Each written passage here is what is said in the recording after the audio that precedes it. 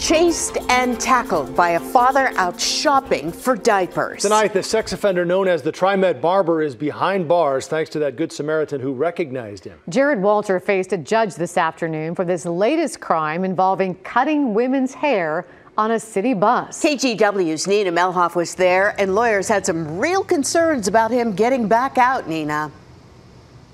Yeah, they did. That's why the judge upped his bail to $100,000, something that suspect says he cannot pay. Jared Walter pled not guilty today, and just having him caught is a huge relief to women who ride the bus.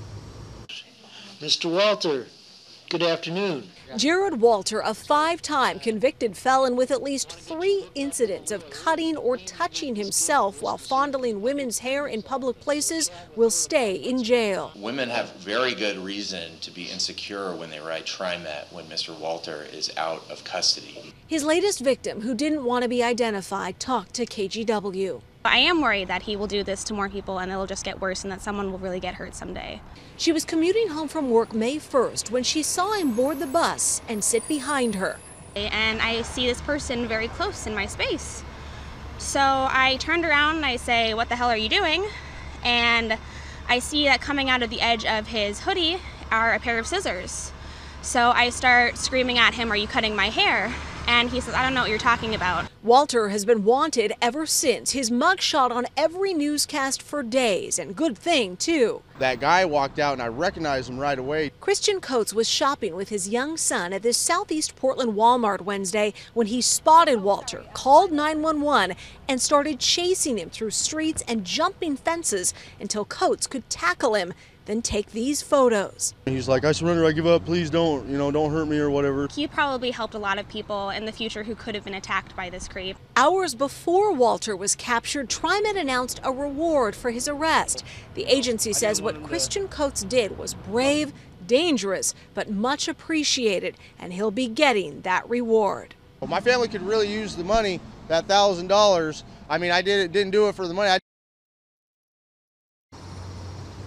Jared Walter will be back in court in June. Now, I spoke to a friend of his today who says Walter has some kind of fetish involving women's hair and needs psychological inpatient help before he's released again. Back to you. That's quite a story, Nina. Thank you. Despite Walter's record of offenses on buses, he was still allowed to ride Trimet. That raises the question, why wasn't he banned? We asked Chris Willis to verify, can Trimet permanently exclude someone? Jared Walter has been convicted several times of cutting women's hair and committing lewd acts on Trimet buses. He was banned from Trimet during his most recent probation, but was allowed to ride again once that probation ended. That has many of you asking, why wasn't he banned for life? So we set out to verify, can Trimet permanently ban someone? The short answer is no. We contacted Trimet spokeswoman Roberta Allstott to get more details on this, and she explained that as a public agency, Trimet has to follow a set of administrative codes. The current code only lets them ban people for up to 180 days and no longer. A judge could impose a longer ban, but Trimet doesn't have that power on its own. Trimet gave Walter a new exclusion order when he was arrested last night, but that will expire again in just a few months. Allstott says Trimet's lawyers are now working to change the rules and create a system to hand out longer exclusions. That requires a vote from the Trimet board, though, which meets monthly. She said it could take the lawyers a few months, but they're committed to changing the rules to create long-term bans serious repeat offenders have to follow. If you have something you would like us to verify, you can email your idea anytime to verify@kgw.com. So far, no one has claimed ownership of a pit bull shot by police after trying to attack a group of children. It happened near an elementary school at Southeast 60th and Tenino. Before police came, a mom jumped between the dog and the kids. And then when we were at the bus stop and he came running at us again, I kept the kids and then I said, "You guys need to get on the bus. Hurry up, get on the bus," because, he had me and I was worried he was going to run after one of the kids again. You can see where the dog bit through her jeans and even her sock. Thankfully, she wasn't hurt. When police showed up, the dog charged at them too. They shot the dog, but it survived. It's recovering at Multnomah County Animal Services. If you know who might own the pit bull, police want to hear from you. A suspicious death and lots of unanswered questions in Fairview. A man was found dead by the railroad tracks, and police have been investigating out there for hours. Christine Pitawanich has been out there also. Christine, what can you tell us? Tracy, there's a lot that police are keeping from us at this point because the investigation is still in its preliminary stages. But I can tell you that here along Northeast 223rd Avenue between Sandy Boulevard and Marine Drive, police had it shut down for about 5 hours today as they investigated how a man ended up dead down the road not too far from where we're standing. And while police aren't saying much today, they are saying that the public is not in danger. It was all police lights down the road from Northeast 223rd Avenue and Sandy Boulevard today. Detectives looking into how a man ended up dead on or near the railroad tracks in Fairview. Police say a railroad worker called 911 around 11 o'clock this morning to report a body. Phil Kendall happened to walk past the crime scene today. He says he and his friend were questioned as police searched the area. They're just walking up and down the railroad tracks right now looking for something, I guess, or someone. Police aren't saying whether they have a person of interest. Since it's so early in the investigation, pretty much all they can say is at this point they're in the middle of a homicide investigation and the death is suspicious. We are still trying to find the exact circumstances of this death. Captain Harry Smith, who is also the interim chief for Fairview Police, says folks living around here don't need to be worried.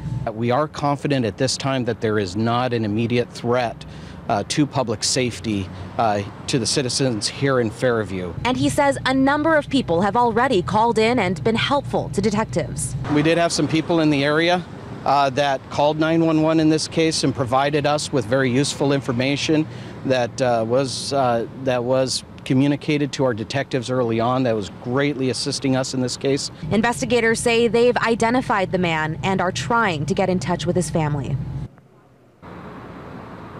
It wasn't just 223rd here that was shut down for a number of hours. The railroad was shut down too, but at this point, as you can see, everything is back open. Police say they hope to release more information tomorrow. Back to you. Thanks, Christine.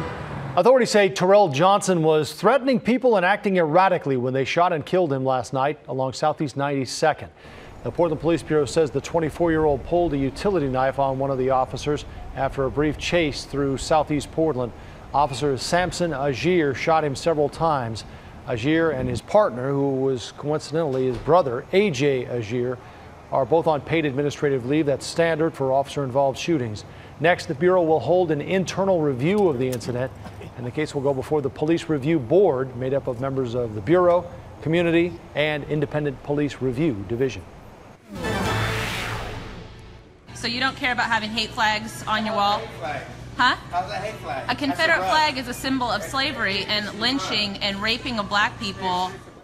That clash over the sale of a Confederate flag rug sparking a protest outside a Southeast Portland store tonight. KGW's Maggie Vespa is outside Everyday Deals at 146th and Stark. Maggie, it's heating up.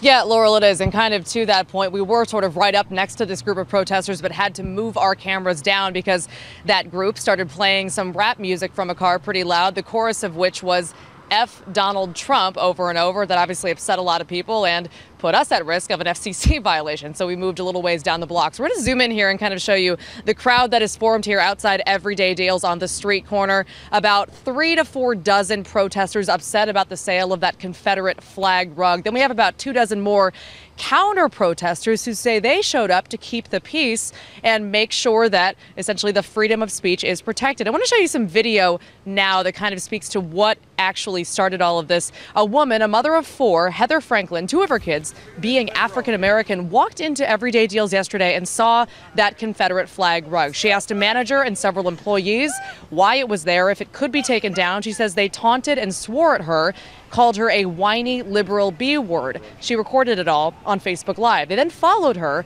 and her 2 toddlers into the parking lot and yelled at her there. Now today, the store's CEO apologized, said this sickened him. He said those rugs are gone and the employees are on indefinite leave. Once again, we have protest here, a counter protest as well, both wanting to make their piece heard, and you will now hear from both of them.